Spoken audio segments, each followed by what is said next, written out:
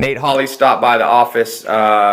He had an idea for a boot company. And how much money did you raise? $2 million through the accelerator. It's pretty cool. $2 Awesome. million.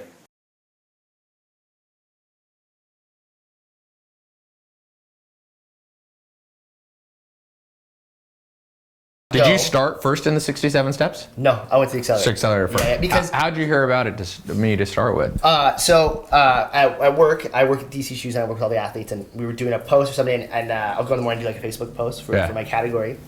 And you see your thing, so you scroll through it for a little bit, and you came up. Oh, okay. And I was like, "What's this?" And you're like, "Oh, my Lamborghini, my Ferrari." Oh, okay. And I was like, "What?" And I watched it. Then I went and YouTubed you, and the whole day, I don't think I got shit done that day. I was just watching you and learn like the different videos, everything, and stuff. like stocks and all kinds of different stuff. And I'm like, dude, and for my work, the levels we get money to educate ourselves. So I get $1,000 a year to buy like whatever the accelerator course, languages. So I bought the accelerator. Awesome.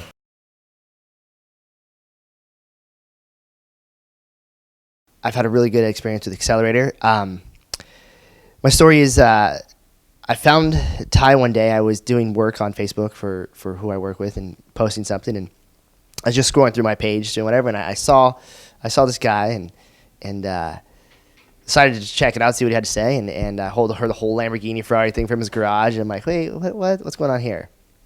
So I listened to it and then kind of did some YouTubes of him, and for some reason he really grasped the way he was talking, and it was more his expertise and what he was saying. It wasn't some like random corporate guy like letting you think that you should be at his level or you're no good. It was more tied about, well, hey dude, anybody can get to where I'm at. You just got to be smart about it. And so I just kind of taking the classes, and I got really into it. I immersed myself into it super hard, and I've started a couple of businesses in the past, and it kind of realized. When I started like, okay, I really did make mistakes, but other people do too.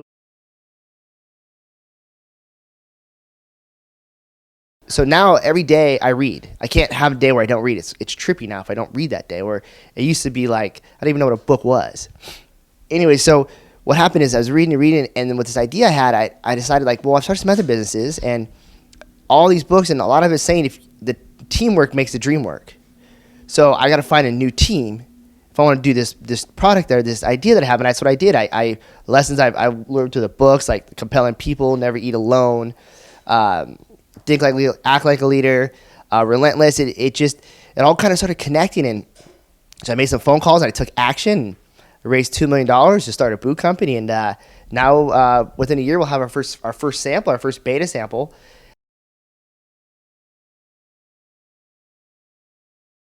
Another thing that I learned too is like, you don't have to be a genius to be a millionaire. It's amazing how many people are not even close to being a genius that are these extremely wealthy people.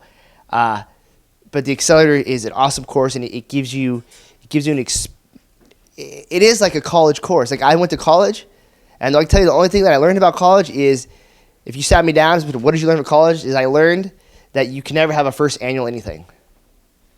I know that sounds weird, but it's like the only thing that really stood out to me in college. Besides like learning how to roll joints and taking beer bombs and all that kind of shit, doing acid and now it's like the accelerator it's better because it accelerated my mind to believe in myself and to read, and these books are so much education, it's crazy.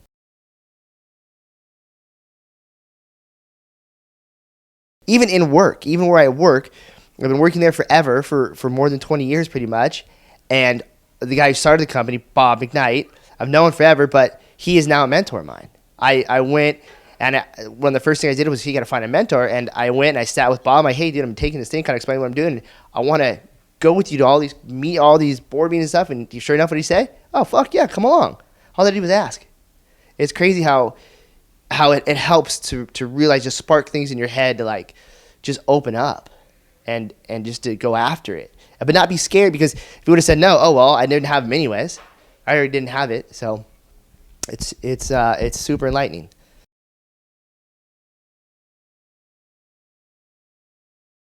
If you're on the fence, you should try it, because it is an experiment, and it worked for me. And it may not work for you, but like you said, like you can get your money back if you don't like it, and if you're on the fence about it, it's a non-risk thing. If you don't like it and it doesn't work out, you can get your money back. But I suggest do it because you will learn, and it will educate yourself, and it's been amazing, especially now that I'm so immersed in it. Like I told you when I first started the program, I was doing the mini talks, and one of them was like coming soon. I freaked out and I called here, and I was like, "Hey, I can't learn today." I was, it's really cool, and thanks, Ty.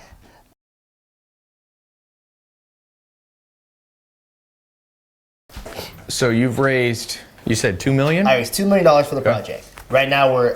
Where'd you raise it from? So what I did is my first business I ever started. I started a franchise of Wahoo's Fish Taco. Oh, in really? Santa Yeah. Barbara. Okay, I've heard of those. Yeah. Never worked in the restaurant business. Dude, it takes a wholly different person. Yeah. Because I went from working for Quicksilver in DC forever, traveling the world, traveling constantly. I've come into work that day and had to leave to Tahiti. Like I've done, being stuck. I wasn't good at it. Like being stuck in the same place every day at the Wahoo's. Yeah. I didn't like it. Yeah. So after 2 years of having no days off, I was like, dude, I can't roll like this. Just because I like being out and about and meeting with people, and you are meeting with people, but it's the same thing every day. Right. And I was stuck in a routine. Joel Salatin says there's no change without a change of routine. Yeah, so I remember you reading this, you said it was concept of success, and I looked it up, and it was just like, if you change the way you think, you can help to change what you do. Right. Yeah. Yes. Yeah. So that are good things, you learn about that. But so anyways, with the boot, and then my second business was a soft goods company called Def Family, which is one of the athletes I work with DC. We started it together, and I went out and got money. We had an outside investor, but one of the guys said, I'm going to put up all the money. I was like, oh, dude, I've been through this before. Yeah. And now everybody hates each other. Yeah. But it's still going. It's been going for like 12 years now. So this third one now with the boot, I know how to make the team work, make the dream work. Yeah. And I found the right people who are involved in the world, but have made a lot of money doing other businesses they've done. So you raise it from people who have already been successful in that industry. Two of them, yes, and one of them is his son who was in the industry, but the main capital guy owns, I think, hundreds of Jack in the Boxes. Huh. So that's how I got the money for that, because he's involved in. One of the mistakes people make with raising capital is you want to go to people who already had a good experience in that industry. They had a great experience. So like people will go to they want to do a movie and they want capital and they go to somebody who made money in restaurants. I'm like, but they don't have any positive mental experience and dopamine released around that subject. So you found people that had already been around motocross. For